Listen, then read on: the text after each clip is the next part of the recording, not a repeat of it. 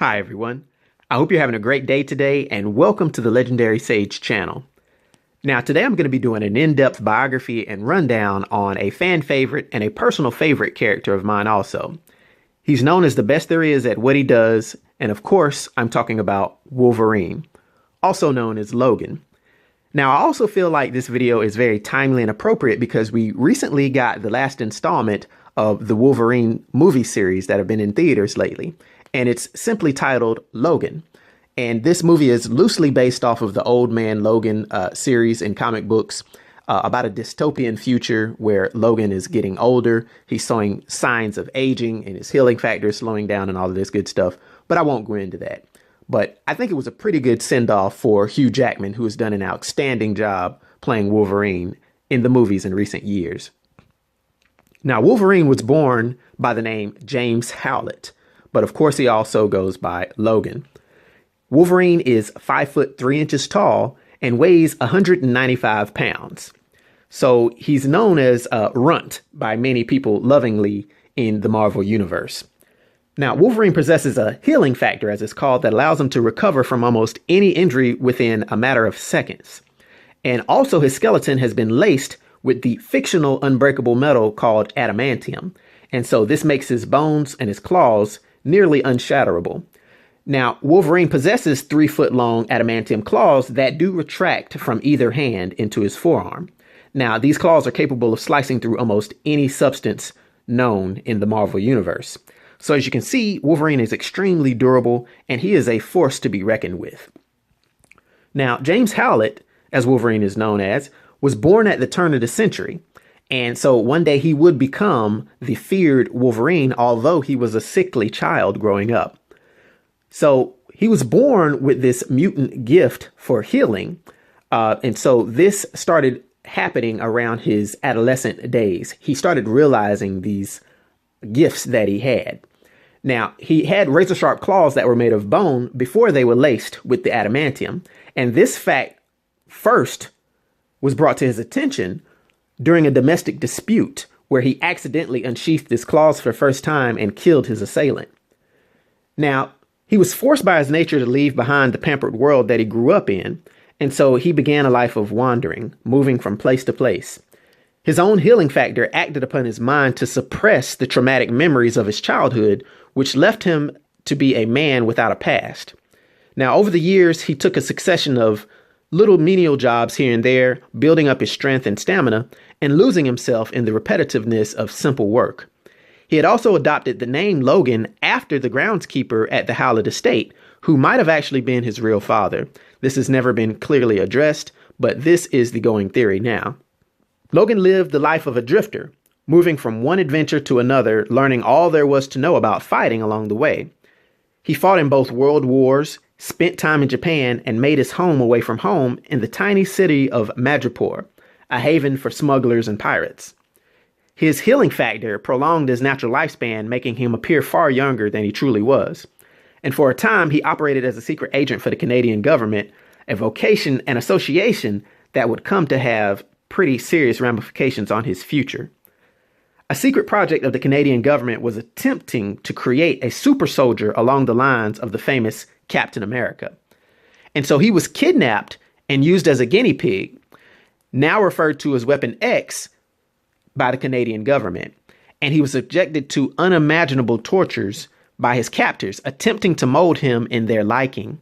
Now, realizing that Logan's healing factor would allow him to survive procedures that would kill an ordinary man, the scientists of the Weapon X project laced his skeleton with this nearly unbreakable metal alloy that we have known is adamantium.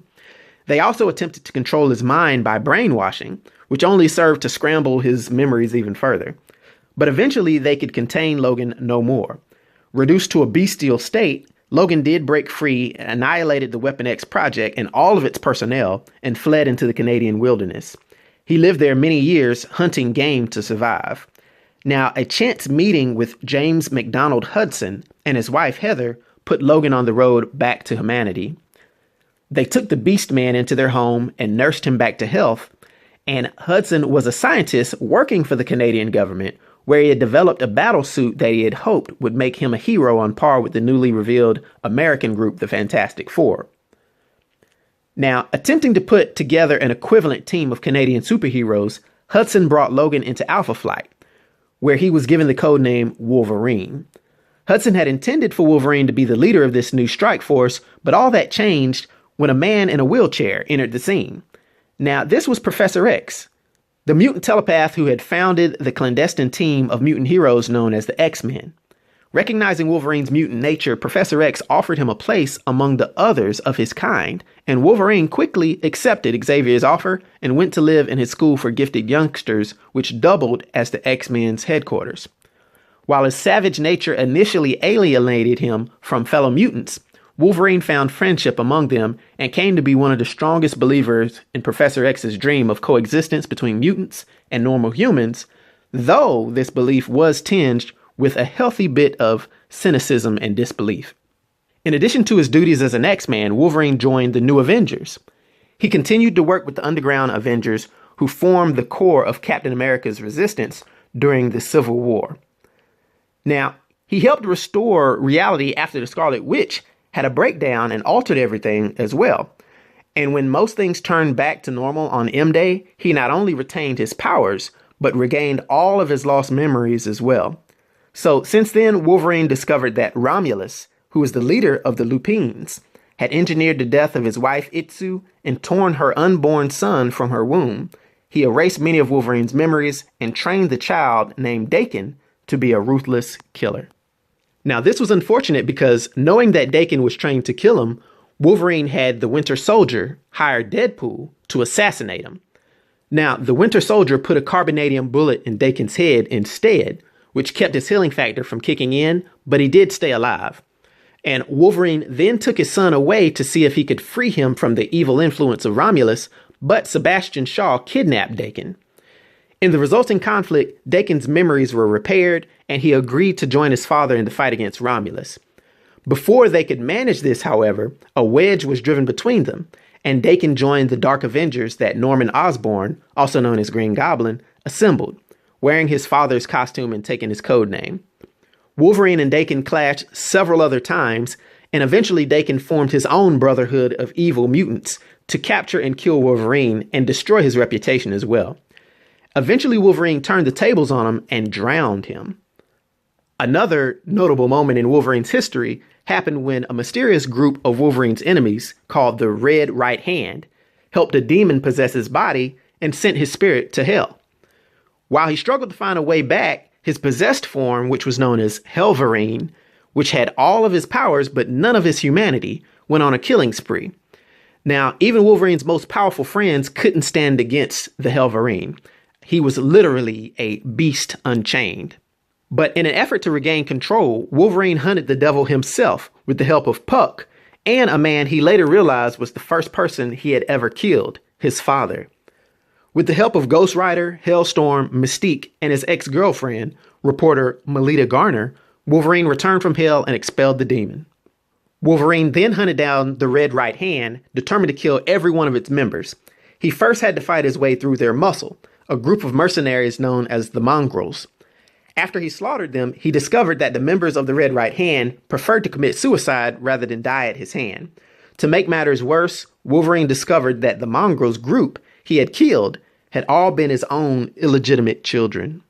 After this, at Cyclops' request, Wolverine did recover a bit of dignity. He headed up the new X-Force, which was a Black Ops team designed to do the kind of wet work that a lot of the X-Men would not want to do. Warpath, Wolfsbane, and Wolverine's young female clone, X-23, made up his original team, with Domino coming on board later. Eventually, word about the team leaked out, however, and Cyclops lost the nerve to keep it together. Wolverine, therefore, then went and reformed the team on his own, asking Archangel, Deadpool, Phantom X, and Psylocke to join him. The split between Wolverine and Cyclops deepened, and Wolverine believed mutant children should grow up normally, while Cyclops wanted to train them for battle as X-Men. Wolverine led a group of mutants back to the grounds of the old Xavier estate and founded the Jean Grey School of Higher Learning. In the Marvel Universe, Wolverine has been a very dynamic character with many ups and downs, at times almost seeming like an anti-hero. His love triangles with many different women, including Jean Grey being the most notable. He's come to near death many times, as durable as he is. Another notable moment is Magneto ripping the adamantium from his skeleton and from his claws. But Wolverine always tends to spring back. The Death of Wolverine comic run was very notable and a good little series as well. So there are many different aspects of Wolverine that we could go on for days addressing. I always have to give my Sage rating at the end of every character biography. And because of Wolverine's influence on the Marvel Universe and his popularity among readers and viewers, my ratings go from 1 to 10. He would sit solidly as a 9, which is an epic rating. You guys take care. Be sure to like and subscribe. Give me some suggestions for other videos I should do on other characters, no matter how obscure or how popular. I'll talk to you next time. Thanks for watching The Legendary Sage.